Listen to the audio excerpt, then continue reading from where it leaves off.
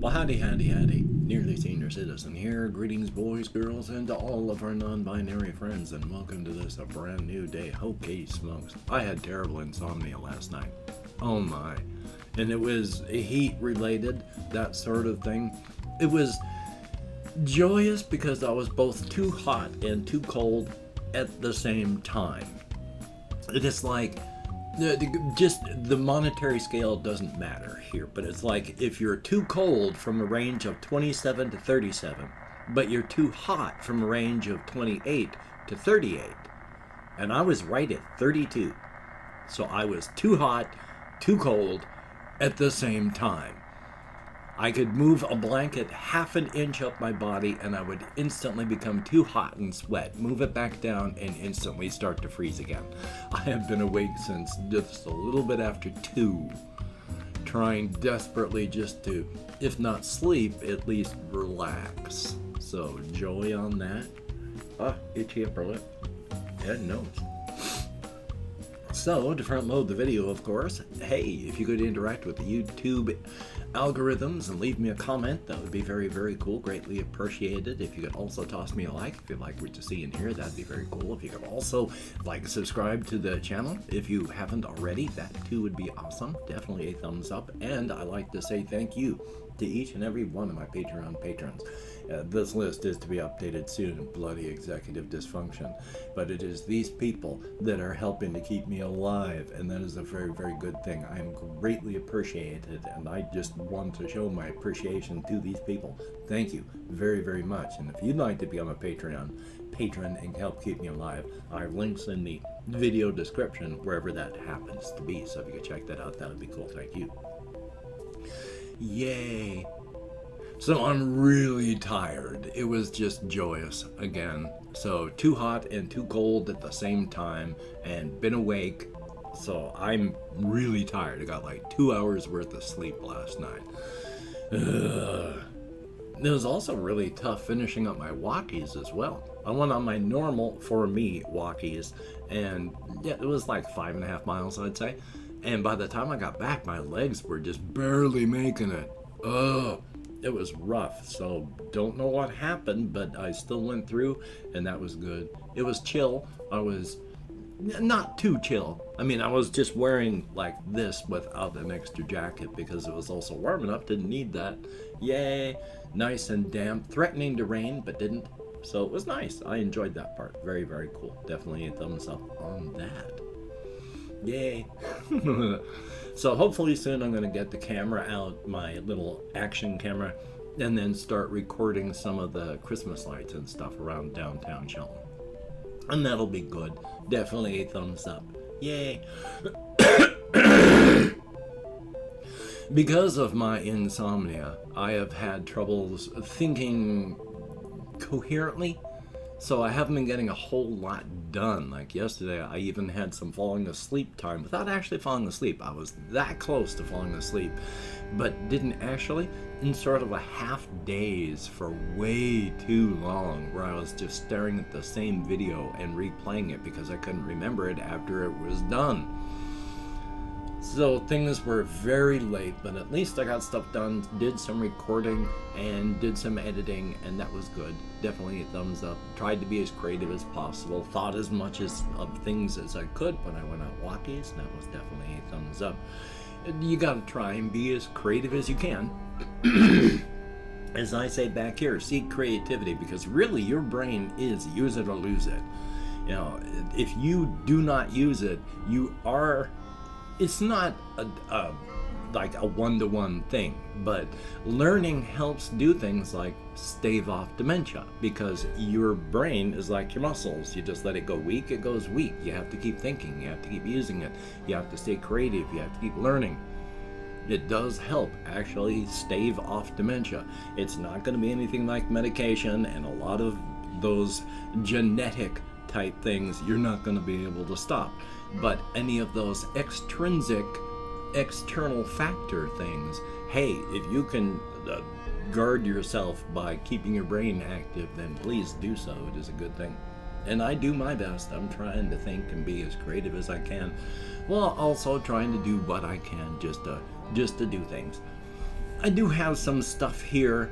There is one thing that's really mild that I just wanted to talk about a tiny bit. There is something called latchkey incontinence that you may have discovered all on your own. It's not actual incontinence, but it's that feeling that if you have to, say, urinate, and you've ever gone to like home and your bladder's fine until you get home, you park the car, or the car is parked for you, and suddenly your bladder is saying, I need to go right now.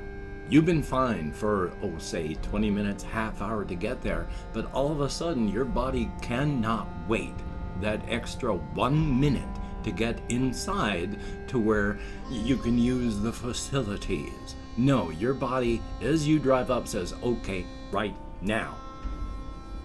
That's what latchkey incontinence is. Whether or not you're able to keep control, or if it's painful or such, it's that, oh my God feeling as you get closer to a place where you can safely do something. And that's apparently just simple Pavlovian training. You have taught your body that when you get home, you are getting to a place where it is safe to do this thing. And so as the closer you get to it, it prepares to do that thing, even if you're not quite there yet. So that's special.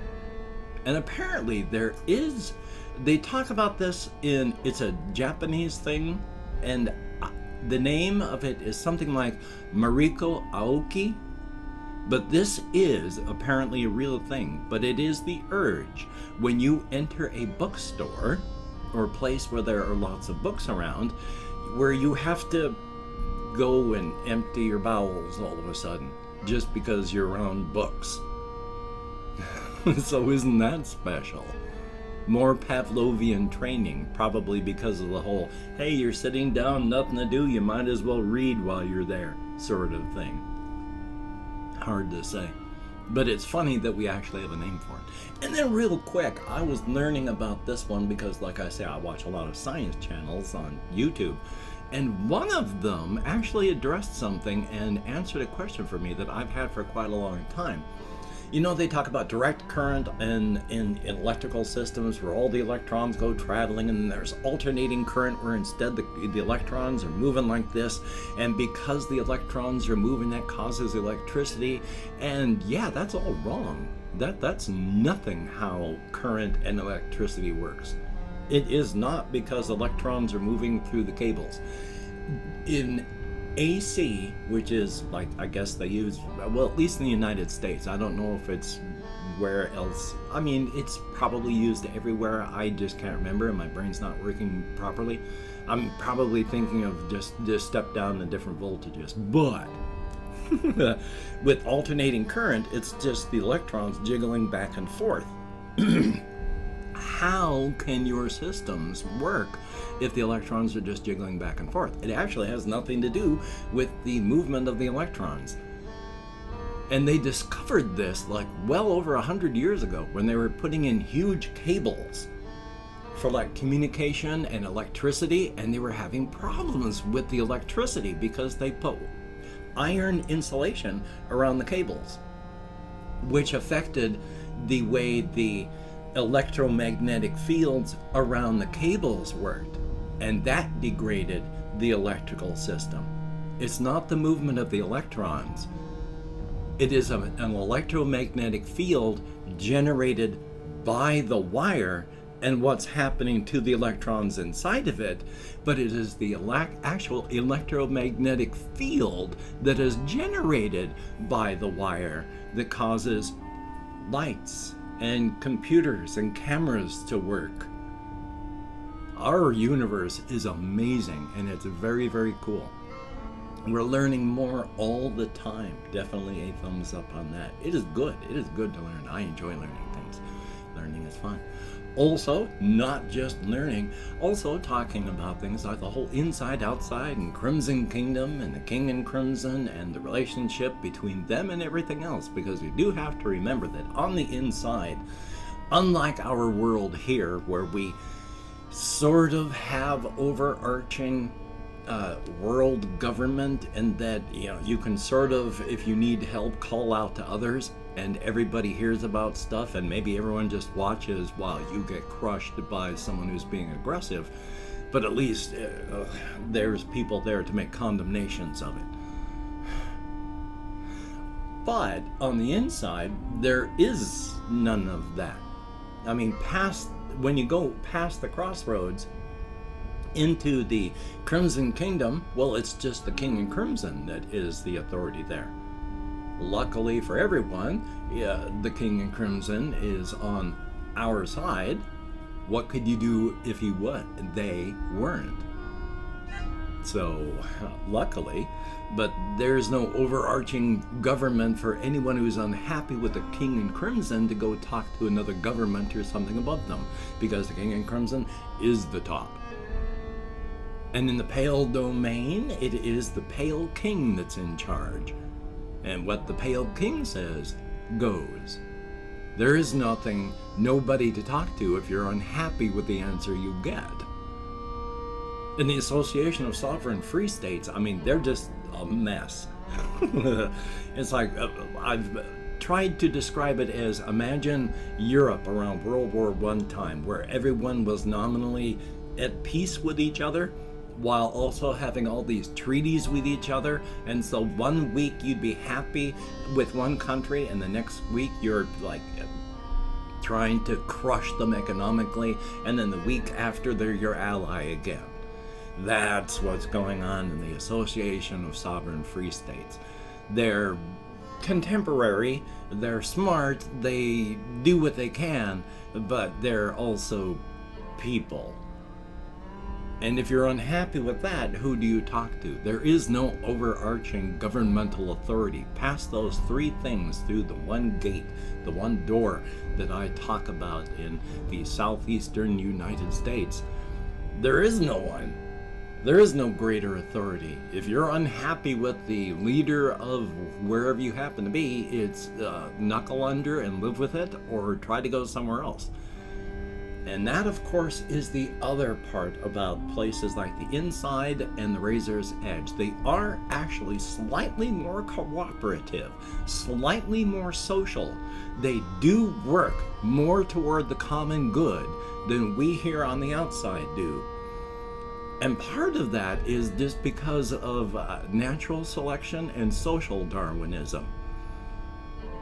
Because you're on an eternal, untamable frontier. You need to have your neighbors and your friends willing to risk their lives to help you, so you have to be willing to risk your life to help them. You have to work with people. Yes, these people that live there are the descendants of very contrary, very stubborn people, but they were not stupid people. They knew they had to get along to survive. So if you're too contrary, if you don't get along with people, you're going to push away from others. On an eternal, untamable frontier, you push away too far away from others, and something's going to take that opportunity to munch on some opportunity prey.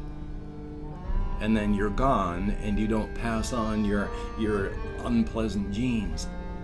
Or say you're part of a community and you're really not making people happy.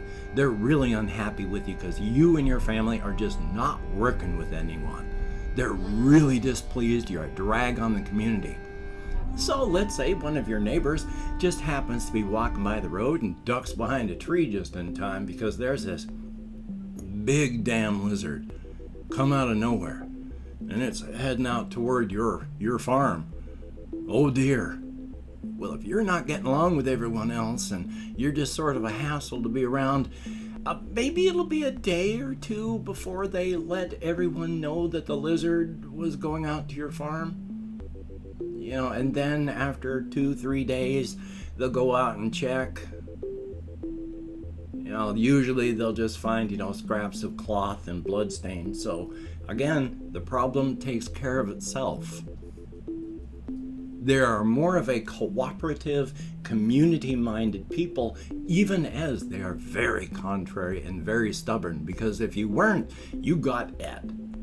And the survivors that were more community-oriented, well, they had kids. and they reached out and had community. So yeah, you have people like Speleodoncus Ray, who's on his own, but he's one of those 1 in a million types. He's not just a Gokura like everybody else, but not powerful enough to be a being of power or Gekirei. But he is a few steps above and enough to keep him safe out on his own. But he's also very social, very friendly, always willing to help.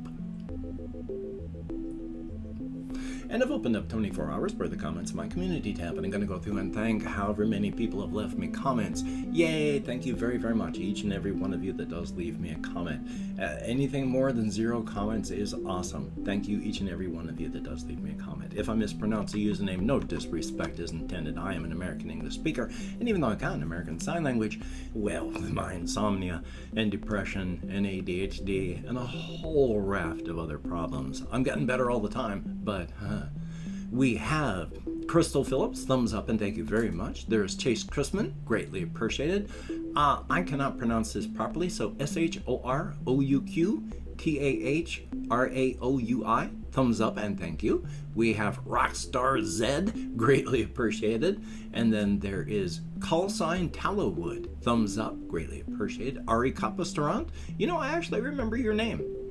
Good to see you, so thumbs up. Haley Laura, I actually remember your name as well. It is good to see you in the comments. Thank you. BG Xander 06, thumbs up. There's Josh Parker's, thumbs up and thank you. Confused Owl 29, yeah, social anxieties for the win. Favel, greatly appreciated. Zach Campbell, thumbs up and thank you. We have Lala Mimi, thumbs up. Craig YC, did I already thank you? I don't think I did. Well, if I did, now you got 2, but if I didn't, hello and good to see you. Then we have Mountain T with a whole bunch of vowels after that. I sure hope so, and thank you. We have Pancake Cookie, good to see you as well. And then we have Marie Tonya, thumbs up and thank you. Yuki likes hot potatoes, always good to see you. Thumbs up, it's been a while, I think. There's Larry from Space, thumbs up and thank you. Then we have Mosi My Creations, thumbs up. And there's Ben B, greatly appreciated. Carter G, thumbs up and thank you. And Ice Damon, looks like 23 people, unless I got lost, which is entirely possible, left me comments. Thank you so very, very much. As stated, to get me out of my head and into the world and dealing with real people, if only in text and if only for a short time. But that is appreciated. I am an extroverted introvert. I don't need to be around people much or interact with human artifacting much, but the times that I do, it is greatly appreciated. Thumbs up and thank you. I don't know what device you're watching this on, so I don't know where the video description is, but inside I have links to all of my channels, so you can check that out. That'd be cool. I also have links to things like my Twitter, Facebook, Patreon, and once again, I would like to thank my Patreon.com patrons. These beautiful and awesome people are literally helping to keep me alive.